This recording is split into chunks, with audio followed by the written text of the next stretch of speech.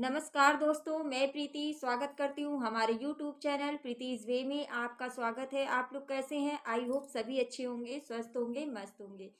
तो आज हम बात करेंगे कि महिलाएं कौन से ऐसे 5 कार्य हैं जो बिल्कुल नहीं करने चाहिए और अगर आप ये काम करती हैं तो आपके पति को कंगाल होने से कोई रोक नहीं सकता है। ज़्यादा टाइम नहीं लगेगा आपके पति को कंगाल होने में, ठीक है? तो आज हम इस वीडियो में जानेंगे कि हम ऐसे कौन-कौन से कार्य करें या कौन-कौन से ऐसे कार्य ना करें कि हमारे पति को कंगाली ना आए, ठीक है? और हमारे घर में सुख शांति बनी रहे। Okay friends? तो इसी विषय में आज हम बात करेंगे। उससे पहले कि हम आपको बता दें कि अगर आप चैनल पर पहली बार आए हैं और प्लीज़ अभी तक आपने चैनल को सब्सक्राइब नहीं किया है, तो प्लीज़ सब्सक्राइब कर दीजिएगा। इससे हमें भी बहुत ही हिम्मत और प्रेरणा मिलती है। Okay friends? तो चैनल को सब्सक्राइब कर दीजिएगा और अगर वीडियो ज़रा भी आपको पसंद आता है तो एक लाइक मारे बिना बिल्कुल मत जाइएगा। Okay friends? चलिए अब हम बात कर लेते हैं कि हमें कौन से ऐसे कार्य हैं जो हमें नहीं करना चाहिए। देखिए, एक-एक महिलाओं को देखते हैं कि सुबह उठेंगी और वो जब तक सारा काम खत्म नहीं कर लेंगी तब तक वो नहाती ही नहीं है। सबसे गंदी आदत यही है। आप जो भी है मंदिर के आस-पास की सफाई कर लीजिए, आप जितना भी हो सके थोड़ा बहुत जो भी काम कर सकती हूँ उसको करने के बाद, अपने किचन को मेन साफ करने के बाद, अपने दहलीज को साफ करने के बाद, देखिए मेन गेट होता है सुबह का दहलीज का, ठीक है? तो दहलीज आप अपनी ज़रूर साफ कर लीजिएगा। दहलीज को साफ करने के बाद, अपने किचन को साफ करने के बाद, अपने मंदिर रूम को साफ करने के बाद आप सबसे पहला काम होता है नहा लीजिएगा। एक-एक औरतों को देखते हैं, आज भी हम देखते हैं कि लोग 4-4 बजे तक शाम को नहाती हैं और कभी-कभी तो देखते हैं 2-2 3-3 दिन हो जाता है, औरतें नहाती ही नहीं हैं। आज भी ये रूल चला आ रहा है, तो ऐसा नहीं करना चाहिए। उन्हीं के घर में दरिद्रता, आप खुद बुला रहे हैं दरिद्रता को कि आओ दरिद्रता हमारे घर में आओ, ठीक है? तो ऐसा नहीं करना चाहिए आप लोगों को। आप सुबह जितने मैंने काम बताए, इन काम को करके आप अपने मेन गेट की सफाई, मंदिर की सफाई और किचन की सफाई मेन होती है। इनको करके आप सबसे पहला काम है कि आप लोग नहा लीजिए। ये बासी कपड़े में ना पूरे घर में जो आप घूमती रहती हैं, किचन में खाना भी बना देती हैं और सारा काम कर लेती हैं ना, ये आप दरिद्रता को खुद बुला रहे हैं, ठीक है? तो ये बिल्कुल भी मत करिएगा। ये गलती अगर आप लोग करते हैं तो फिर आपको परेशानी झेलनी पड़ सकती है और इन्हीं कारणों से आपके पति को कंगाल होने में देरी नहीं लगेगी, ठीक है? तो जिनके पास करोड़ों की संपत्ति भी है, वो भी अगर ये काम करेंगे ना तो ज़्यादा टाइम नहीं लगेगा उनको कंगाल होने में। Okay friends? तो चलिए अब बात कर लेते हैं दूसरे नियम की। देखिए, कुछ-कुछ औरतों को देखते हैं कि कपड़े नहाने जाएँगी, कपड़े उतार के कपड़े रख देंगी और वो सड़ते रहेंगे कुछ दिन कपड़े। 2-2 दिन तक कपड़े सड़ते रहते हैं, मतलब क्या है? ऐसा नहीं करना चाहिए। कपड़ों को तुरंत आप नहीं धुल सकते हैं, तो 1 घंटे बाद सारा घर का काम खत्म होने के बाद टाइम दिया गया है कपड़ों का 12 बजे तक टाइम रहता है, 1 बजे तक टाइम रहता है, दोपहर तक टाइम है आपको। आप धुल सकती हैं कपड़े, क्यों नहीं आप धुलती हो?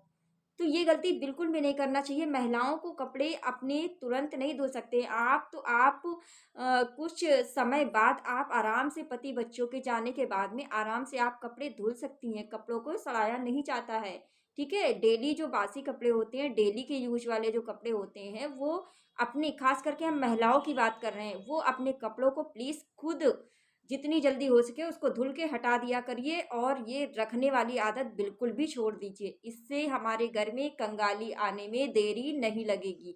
तो बहुत ही ध्यान से सुनिएगा वीडियो को, बहुत ही आप हेल्पफुल होने वाली है ये वीडियो, ठीक है? तो चलिए अब तीसरे नियम की बात कर लेते हैं। देखिए, खाना जब भी बनाइए, जिस हिसाब से आप लोग जितने प्यार से आप खाना बनाते हो ना, कभी भी गुस्से में खाना नहीं बनाना चाहिए। खाना जब भी बनाते हो, गुस्सा हो तो खाना बनाया ही मत किया करो, ठीक है? अगर गुस्सा हो तो कभी भी खाना मत बनाना, लेकिन खाना जब भी बनाना तो प्यार से बनाना। वो अन्न है, अन्नपूर्णा माता का निवास होता है किचन में, ठीक है? तो कभी भी भोजन बनाया करो तो प्यार से बनाया करो, ना कि किसी गुस्से में हो आप और खाना बना रहे हो, ऐसा नहीं करना चाहिए, ठीक है? तो कभी भी खाना बनाओ, प्यार से बनाओ, इज़्ज़त से बनाओ और जितने इज़्ज़त से बनाओ, उतना ही उसको सँवार के रखना भी चाहिए। पता चला हमने सब्ज़ी बना दी, वो कढ़ाई चूल्हे पे चढ़ी है। चढ़ा हुआ खाना कभी नहीं देना चाहिए, ठीक है? याद रखिएगा, कभी भी चढ़ा हुआ हमें खाना किसी को भी नहीं देना चाहिए। जितने प्यार से आप खाना बनाओगी, उतना ही प्यार आपके परिवार में बढ़ेगा, सम्मान बढ़ेगा, इज़्ज़त बढ़ेगी, ठीक है? तो कभी भी खाने को, भोजन को बनाओ, प्यार से बनाओ, किसी को दो, प्यार से दो।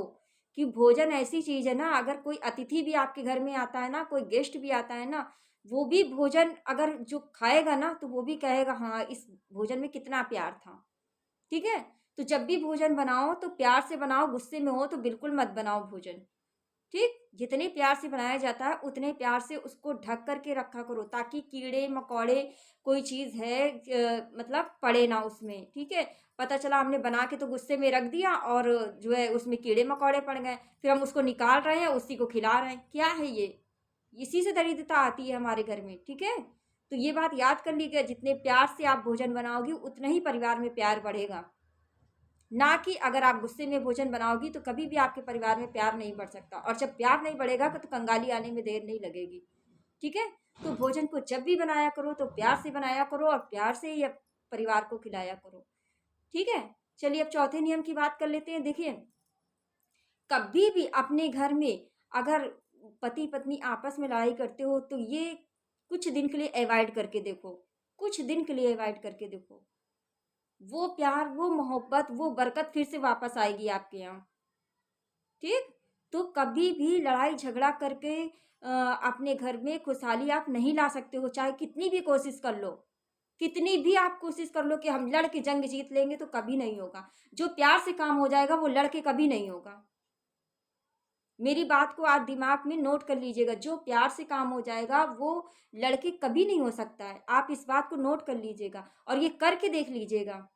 विश्वास करिए मेरी बात को। जितना ही आप गुस्से में खाना दोगी, खाना नहीं पूछोगी या पति से लड़ाई करोगी, उतना ही आपका काम कोई भी बनने वाला नहीं है। जो प्यार से काम हो जाएगा वो गुस्से में नहीं होने वाला। इसलिए आपस में, घर परिवार में इतना प्यार रखो कि भले ही मेरे पास थोड़ा है, हम थोड़े में खा रहे हैं, थोड़े में अपने घर को चलाएंगे, लेकिन प्यार मोहब्बत बहुत ज़रूरी है। घर में एकता बहुत ज़रूरी है। अगर वो नहीं हुआ तो समझ लीजिए कंगाली आने में देर नहीं लगेगी। ठीक है? तो इन बातों को बहुत ही ध्यान से सुनिए, बहुत ही समझ के चलिए कि नहीं, हमें घर में लड़ाई नहीं होने देना है। ठीक है? अगर घर में लड़ाई होगी, कलेश मचेगा, पति पत्नी आपस में प्यार मोहब्बत से नहीं रहेंगे, तो समझ लीजिए कि कंगाली, आप कितने भी करोड़ों में सोए होंगे तो भी आपको कंगाली आएगी आएगी। आज नहीं तो कल आएगी, पर आएगी जरूर। ठीक है? तो थोड़ा-सा बातों को अवॉइड करना सीखो।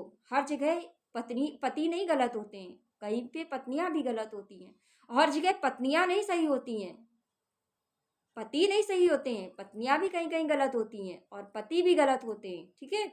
तो इस बात को ध्यान रखो, कहीं भी कुछ भी हो, थोड़ा-सा बातों को, अगर एक गुस्सा भी करता है तो दूसरे को थोड़ा-सा शांत रहना चाहिए, नहीं तो यहीं पर विस्फोट हो जाता है और लड़ाई का कारण बनता है, ठीक है? हम तो कहते हैं पति को ही शांत हो जाना चाहिए। अगर महिलाएं कभी गुस्सा कर रही हैं तो पति शांत हो जाए, और पति अगर गुस्सा कर रहे हैं तो महिलाएं शांत हो जाए। इससे घर परिवार में खुशहाली बनी रहेगी। ठीक है? आजकल के तो हम पति को भी देखते हैं कि वो भी एकदम, भले ही कुछ ना हो अपने आप को, लेकिन फिर भी वो बढ़ चढ़ कर बात कर रहे हैं, पत्नियों से बदतमीजी से बात कर रहे हैं। ठीक है?